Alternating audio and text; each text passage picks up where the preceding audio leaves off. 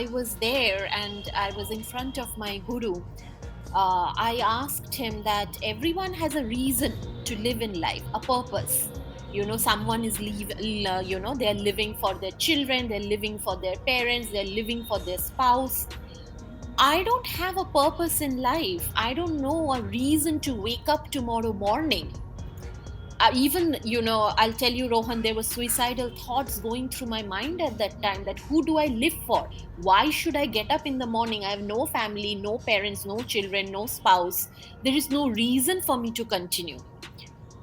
At that time, my guru said, मनुष्य किसके लिए जीता है? And I was very ignorant and I said, I don't know. And he said, for your own self, अपने आप के लिए. Ask that person who does not know how to put one time meal on the table, to what extent they will go. I can teach you everything. Nature will also support you, but the path to your own realization is a journey alone. You will have to walk the path. And that's when, the whole transformation happened for me. I was in the Himalayas for 2 years, and I threw away all the new age books. I went back to the ancient scriptures, books from probably, Gita Press, that have been unedited for the last 300 years. Get back to the roots of our knowledge. And that's when emotional mastery came about, because I was like, as long as we are humans, we will have emotions. But I wish when I was a little girl, somebody would teach me, guide me, show me how to heal the difficult emotions, how to manage my emotions and use them in a positive and productive way.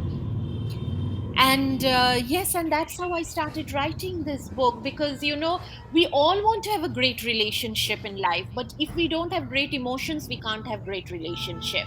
You want to be a great leader in the organization, you have to understand the emotions of the people. You want to have great finance management, you want emotion management, how you spend, how you save, what you buy. You want to be, you want to run a business, you don't know emotions, you don't know business. So how successful you are in life comes down to how emotionally fit you are.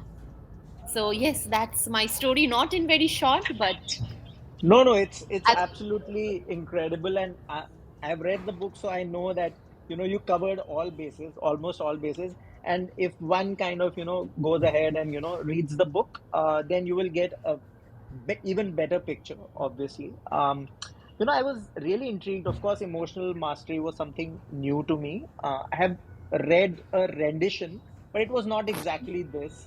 Also, before I get into that, of course, everybody is welcome to ask questions. You can raise your hand, and I can welcome you as speaker. And this is going to be interactive, so you can do that. There's a button at the bottom of your screen, and you can just hit that and show your appreciation by the react button as well.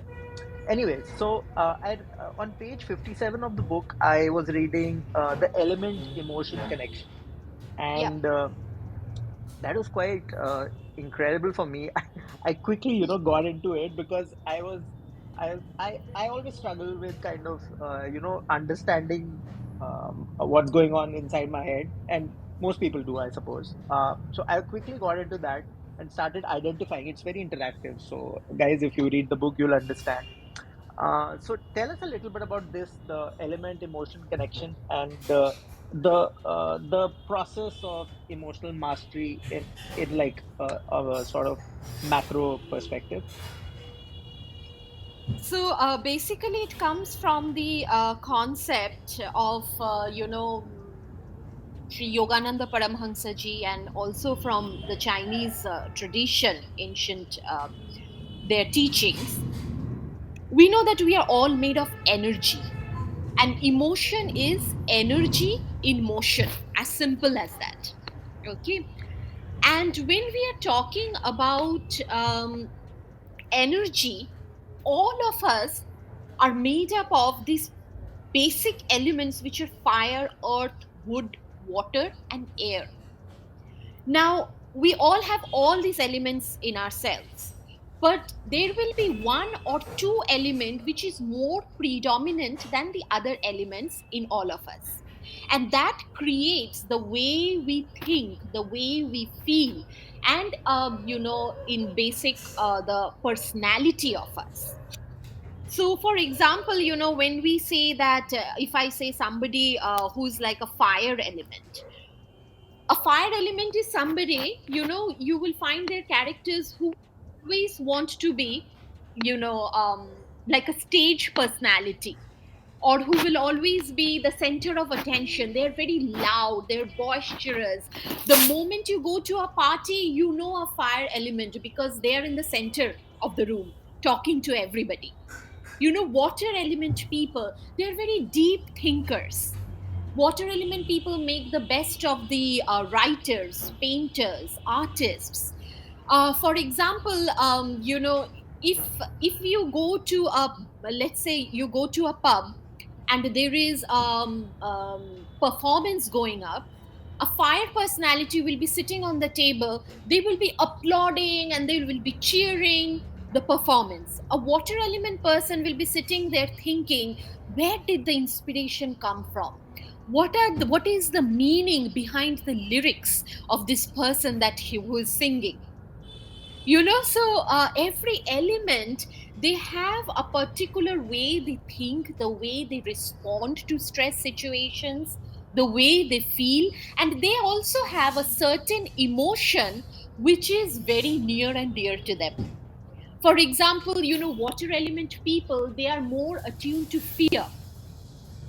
A fire element person, they're more attuned to the emotion of panic.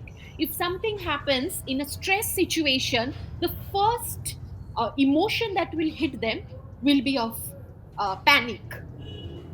Somebody who's of a wood element, if they're in the same stress situation, but the first emotion that will hit a wood person would be of anger.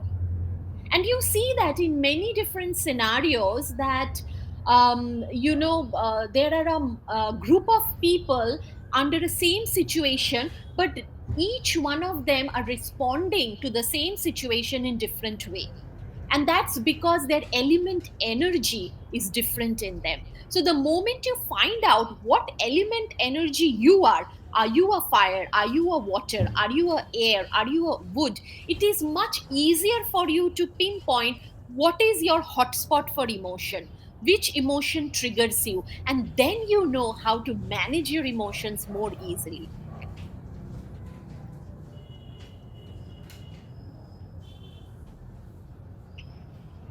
Hello. I think so. We lost you a moment. Yeah. Yeah. Please continue. Where did you lose me from? I think so.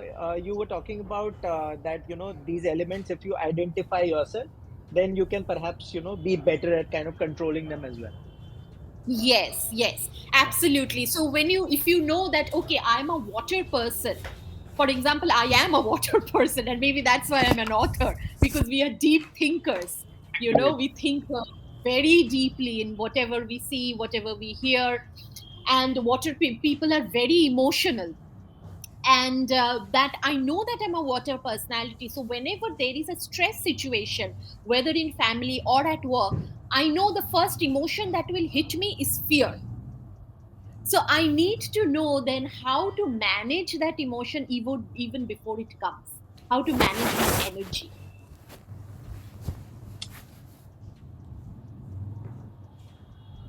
Hello. Yeah, Rohan, are you Yeah. there? Yeah. Yes, yes, Yeah. yes, of course. So I think so. That's a great point because I mean it's a great hack as well because I was not aware about this and I started kind of reading the book and kind of trying to identify who I am. And I mean I'm a Gemini, so it was tough. I was going between fire and wood and I was like confused. Yeah. But anyways, that's about me and See, not important to you this. will have all the elements in you. We have all the elements that we are Okay. made up of. But Okay. one or two element will be the most dominant for you. It can Oh, be right. more than one, Okay. it can be two as well. Oh, got it. Got it. So I have that figured now. I'm fire and wood, and that's it. So let's talk to Sweta. I think so. She might have a question or something. Sweta, are you here? Would you like to ask Yes. something? Yeah. Hi, Navna. Hi, Rohan. Hi, Shweta. Actually, yeah, hi. I have a question. Actually, it's my personal dilemma as well. Sometimes being emotional is considered as a foolish behavior, and sometimes being logical considered as inhuman. So then, how can we develop ourselves in such a way to differentiate between being logical and emotional? Like how can we identify the situations where we should think logically rather emotionally? Hmm. Shweta, it's so good you asked this question because this is the conversation we need to have. It is foolish not to talk about emotions. Now, all of those out there who thinks that, oh, I am a logical person and you take better decisions with your head than your heart. I have extremely bad news for you guys.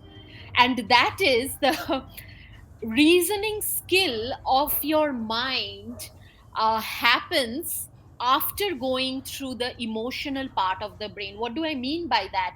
There was a very famous experiment that was done by Dr. Antonio Damasio, and he took volunteers whose emotional part of the brain was damaged. And guess what? They could not even make a simple decision of whether to have fish or chicken for dinner. So your analytical skills of your brain are all actually, they are centered in the emotional center of your brain as well. So you cannot bypass your emotions to make logical decisions. And second thing is that whether to go by head or by heart, whether to decide logically or emotionally, you need to balance both because both are major forces for you. If you listen to one, whatever decision you will take, at the end of the day, you will feel that you are missing something in your life. So when you are feeling, oh, my only head is saying yes but my heart is not saying yes, or vice versa, you are not yet ready to take the right decision. So wait until your head and heart comes into balance, and that's when whatever decision will you take, you will be completely fulfilled by that decision. Wonderful. I hope, Shweta, that answers your question, and a very important question actually, because mostly it is thought that showing emotions and kind of being vulnerable is a sign of weakness, and that of course takes me to the myths around emotions. But before that, let's allow Minakshi to ask her question, and then we'll kind of move on from there. Minakshi, would you But like to ask a question? Rohan, I Yeah. would like to see here, having emotion seems to be a weakness, but you are born with your emotions. If you don't have emotions, you are not human. You Yep. are a Totally. robot. You are a Totally. machine. So as Totally. long as you have your senses, and through your senses you are gaining experiences, that with your eyes you see, with your ears you hear, you will have emotions. So as long as you have this physical body with your senses, you will have emotions. You cannot bypass it, you cannot reject it, you cannot ignore it. I know, and you have written about suppressing them as well, and we can talk about that also, because it's kind of not so cool. Uh, uh, does Minakshi, do you have a question? Do you want to unmute and ask a question? Yeah. Yeah, Rohan, and hi, Navana. Actually, Hi, it's Mina. hi. So it's so strange that Rohan just mentioned suppressing emotions because my question was exactly related to that. So I just want to know if what I'm doing is a toxic thing or it's normal. Because every time I get really emotional, like I want to cry or I want to burst out in anger or anything, I do the opposite. I tend to go for a walk or I just go to sleep or I immerse myself in my work. I just distract my mind by doing something like that. So some people tell me it's good because at least I'm channelizing my energy and that emotion in some other way. But is this a toxic trait or is it okay to do that? Am I actually suppressing my emotions or just giving them some other way to vent out? Right, Minakshi. So if you are boxing it, then boxing it for a short period of time, it works, not for a long term. For example, You just had, let's say, an argument with your spouse early in the morning, and you have to go for work now. At that time, what do? You box it, because you don't have the time to deal with it. You have to go to work, you have to do so many things. But if you keep on boxing over a period of time, then that there will be outburst at some point of time. So you have to notice that when you are going out for a walk, let's say, you are feeling a certain emotion, you are not expressing it with the particular person with whom you are having the issue. Rather, you decide to go off to sleep, or you go off to walk, and after some time, you are fine back in it. Does that emotion reappear again in the same situation later, or it is gone forever? Because if it does not reappear, you have channelized it, it's done. But if that pattern keeps repeating for you, the next time the same thing happens and the same emotions come up, then that is definitely a trigger, and you need to address it. Because what happens is, when we don't address it, and you are just gulping it down again and again, every organ of our body is a house to a particular emotion. For example, when we feel fear again and again, and we don't express the fear, rather we are ignoring it to maintain the peace at home, we are gulping it down. Where does fear go? The fear goes and stores itself in our kidneys. When it comes to anger, anger goes and stores itself in a liver. Panic, the heart collects all the emotions of panic.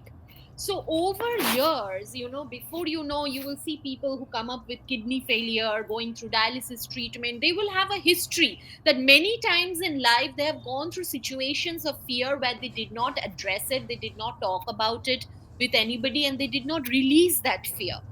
So, gulping it down is extremely toxic, physically, mentally, emotionally, and spiritually. And it will come up, later in life as a physical disease. And it happens to a lot of women in my clients. I have seen that, they, to maintain peace at home, they gulp it down. And what happens after a certain time? They develop thyroid.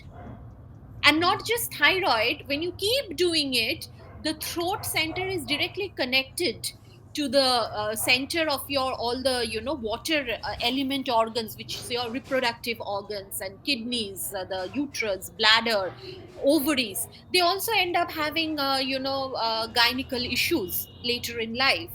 So we have to understand, when it is it's a physical symptom, a disease that is happening, there is an emotional cause behind it, because that organ has been collecting a certain emotion over the years. And the emotions are not negative or positive. No emotion is negative or positive. Emotion is energy in motion, energy is neutral. How we perceive it and express it, that depends on us, positively or negative. So the fear or the anger is sitting there in the organ, because it's like, hey, I am here for years, you are not looking at me, talking to me, you are not finding out why I am here in your life. So they are your amazing allies and friends, and you need to talk to them, find out, and heal them. That's how you will truly move forward in life. I hope that answers your question, Meenakshi, and I'm glad that expressed my emotions this afternoon to my co-founder and wife, because otherwise, bottling them down would have resulted in something Yes. worse. Neha is like, you should have bottled it up. You shouldn't have talked about those emotions. Anyways, she's she's looking at me, looking right at my face, and showing her hand as well. Anyways, so that went somewhere else. But I hope, Meenakshi, that answered your question. Also, uh, you know, uh, you talk about, doctor, you talk about changing your words to change your emotions, which was very interesting for me, because we don't often kind of think about this. We just talk in the flow. We don't really care about what we are speaking, what is the choice of words. And then, of course, Mhm. that you have talked about manifestation as well, and Mhm. that perhaps Mhm. is connected to the emotions that we are feeling or might feel in the future. Can you, shed some light on that? Yes, the kind of words, because words are also energy. So the kind of words you are using in self talk and to talking to others, it affects how you feel. And one thing, Rohan, it is actually very interesting. No emotion actually lasts for more than 6 seconds. Did you know that?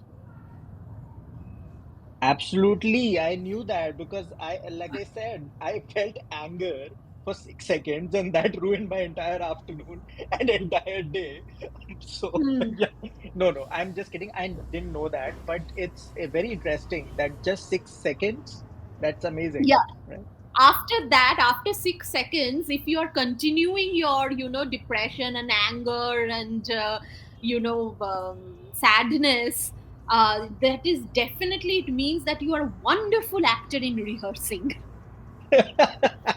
Goodness, that's incredible. So, we should always pay a lot of attention to how we are self-talking, what we are saying to our own selves. Even when we talk to someone, talk about somebody else, oh, he's such an idiot, or she's worthless, she's a bitch. A lot of times we say that about others, right? Deep in our subconscious mind does not understand a third person. When you say he's an idiot, your subconscious mind interprets it as I am an idiot. So next time we talk about others also, we should be very careful in the kind of words that we are using. That's You very know the interesting, doctor, because it's so casual, right?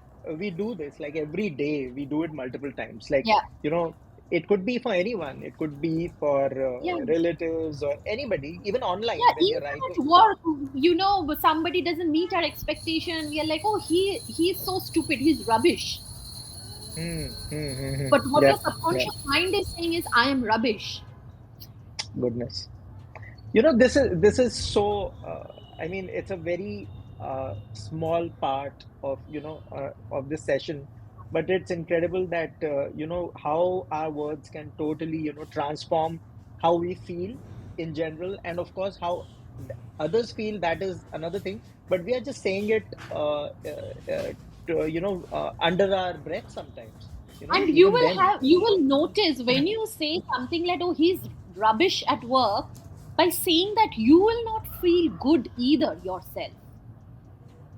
Goodness, that requires some really deep thought and that. So, guys, I'm telling you, just read the book and you'll understand. Many of these things have been dealt with in detail. I wanted to conclude the session. Of course, anybody who wants to, of course, I want to give Hardik a chance after this. You talk about the inner child and mastering the inner child, which was very interesting for me because most of us, you also talk about how we are so creative and so aware in our childhood, and then that goes Yes, away, so and trying to important. find, yeah, and trying to find and tap into that when you are an adult. It was like staggering for me. Do tell us more about this, and of course it's in the Yes, book. yes. There are many of us, when we talk about childhood, a lot of my clients said, oh, my childhood has been fine. My answer to them is, you have absolutely no clue. Because when we talk about 0 to 7 years, I'm even talking about when you are in your mother's womb in a fetal stage. Now, Rohan, there is hardly any woman I have met till today who have gone through an entire pregnancy period very smooth and happy and enjoy.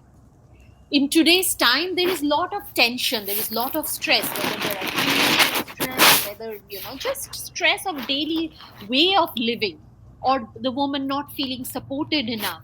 So what happens is that there is a your cortisol level goes up in the mother, and this cortisol flows to the amniotic fluid, and the fetus is absorbing it, and they're not even born yet. These children, when they grow up, their cortisol set point is already high. So when you talk to them about, peace and shanti and, calm, these things are all boring for them. And you see that in a lot of people in today's times. They're always looking for challenging partner, challenging work, challenging boss. And then they go through hardships and they are like, why me? Why does this happen to me? Because you are conditioned like that even before you were born. And that's, I'm just talking when you're in your mother's womb. And 0 to 7 years is the period of time, the age where a conscious parenting is so much required, because the child does not have the analytical skills yet developed. So they are like a sponge, they absorb everything. If a parent is rewarding a 5 year old child, that, oh, you did so well in school, so you are loved and you are hugged, that child thinks that my worthiness is directly linked to my performance. If I do well, then I am good enough, everyone will love me. But your worthiness has nothing to do with performance. And these children, imagine when they grow up, their subconscious conditioning is that my worthiness is linked to my profession, to my job title, to the amount of money that I'm earning, because they are all linked to the performance. So we have to really go deep in our inner child, 0 to 7 years, and see what else have we picked up from there. And I'll give you an example of a client. I met him. He was from Canada, and he had left Canada and he had come to the Himalayas to become a monk because he went through two very difficult marriages in life, very dominating ex-wives he had. When we went to his inner child, he found that when he was 4 years old, he had two older sisters, and like siblings, they were wrestling, and both the sisters pinned him down on the floor. And the thought that crossed his mind was, oh, girls are so dominating. That was just one thought. But his subconscious mind froze at that point and took in the thought as a conditioning. And he was 45 years old, and he realized every woman that he has attracted in his life, from boss to two ex wives, they were all dominating partners for him. So this is how much impact your 0 to 7 years have in your life, and you have absolutely no clue. I mean, if you are driving a car, you will not allow a 4 year old to drive your car, right? You want your Right. adult self to drive Yes, that, I know. not a But crying child. yes, and it's glad you cited that example, because small things, kind of shape us, and it is so important. You're right, 0 to 7 years, and I have a couple of daughters, so I will be more mindful, towards what I'm saying, what I'm talking about, how I'm behaving, going Yeah. forward. Of course, although we always try to do that, but it's a great reminder that we have to do it. We have to Yes. be a certain way, You be know, better.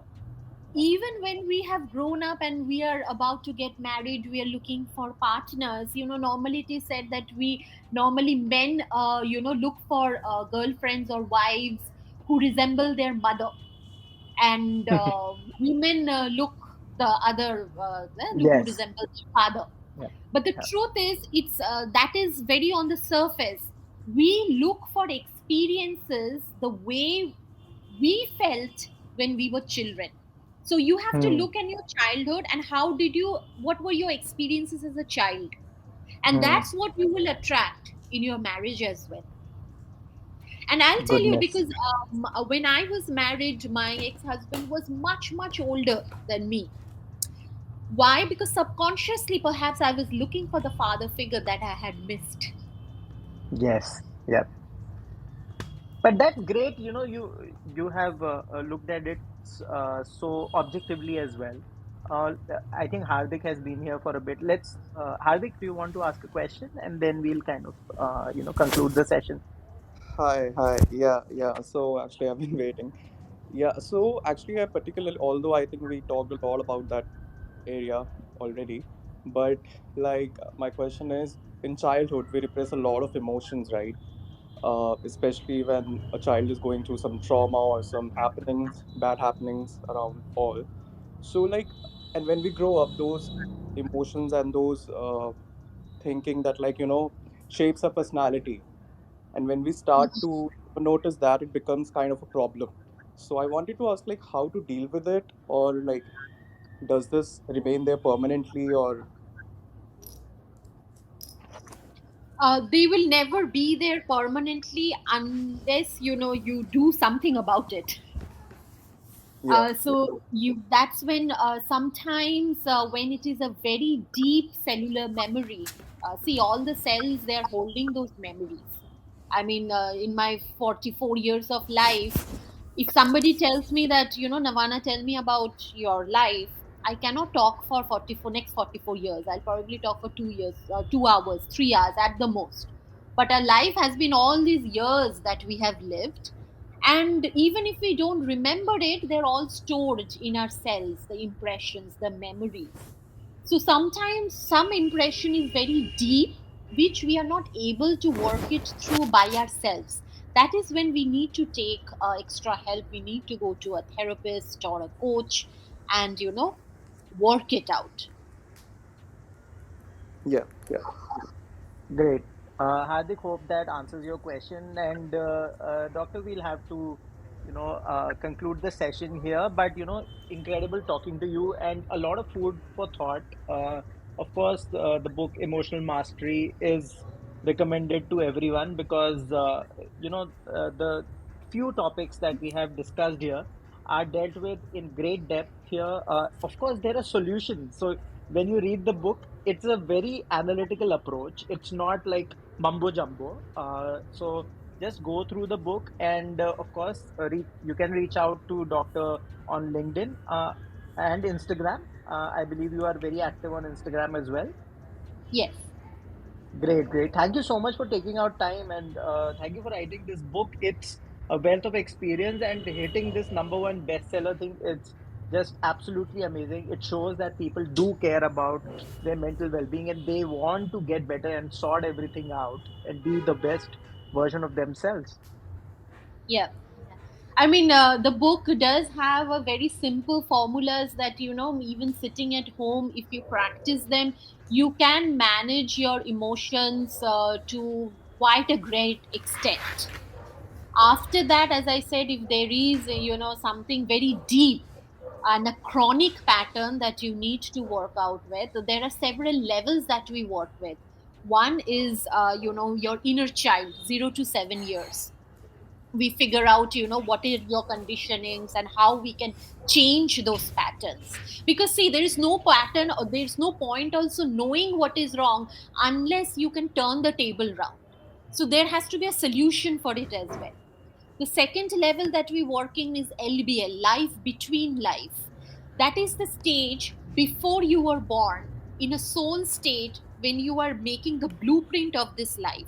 And when we are in that soul state, making the story of our life, we already write that, I'm going to go through such experiences in life, like a divorce, or I'll go bankrupt in this age, because I want to learn certain lessons.